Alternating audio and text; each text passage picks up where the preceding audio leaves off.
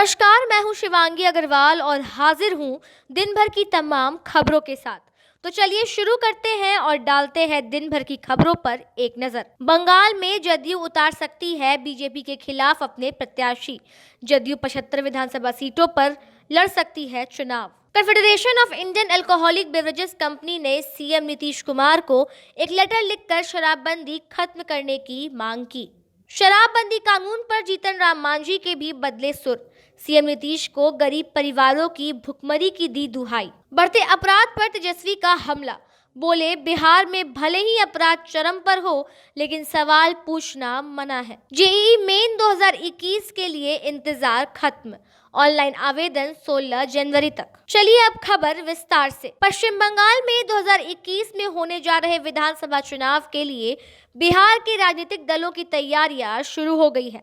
बंगाल में सत्ताधारी तृणमूल कांग्रेस के खिलाफ भारतीय जनता पार्टी ने पूरा जोर लगा दिया है। एनडीए में बीजेपी की सहयोगी पार्टी जेडीयू भी पश्चिम बंगाल के विधानसभा चुनाव में कूदने की तैयारी में है।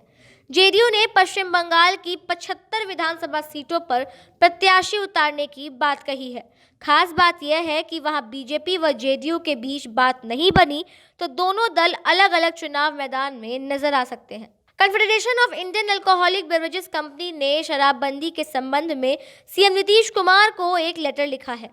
संगठन ने अपनी मांगों के समर्थन में केंद्र सरकार के परिवार कल्याण मंत्रालय द्वारा हाल में जारी नेशनल फैमिली हेल्थ सर्वे 5 की रिपोर्ट का हवाला दिया है। संगठन का कहना है कि इस रिपोर्ट के अनुसार बिहार में शराबबंदी के बावजूद जितने लोग इसका सेवन कर रहे हैं वह महाराष्ट्र से भी ज्यादा है।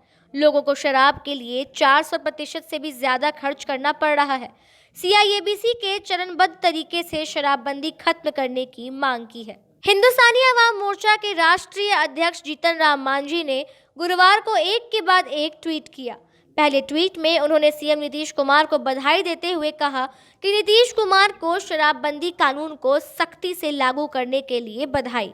इसके बाद मांझी ने अपने ट्वीट में मुख्यमंत्री नीतीश कुमार से अनुरोध किया है कि वे वैसे लोग जो इस कानून के मामूली उल्लंघन के मामले में 3 महीने से जेल में बंद हैं, उनकी रिहाई की व्यवस्था भी कराएं। मांझी ने आगे कहा कि परिवार के मुखिया के जेल में होने की वजह से पीछे उनके परिवार को काफ़ी कठिनाई का सामना करना पड़ रहा है। ऐसे में गरीब परिवारों के बारे में सोचना चाहिए। तेजस्वी यादव ने कहा है कि बिहार में कथावाचकों का मंगलराज ही मंगलराज है। तेजस्वी ने कहा है कि बिहार में भले ही अपराध चरम पर हो लेकिन सवाल पूछना मना है, वरना सरकार में बैठे लोग 14वीं सदी के बासी पन्ने पलट देंगे, बिहार वासियों को डराने धमकाने लगेंगे। तस्वीर में क्राइम को लेकर सुबह सवेरे सरकार को कटघरे में खड़ा कर दिया है।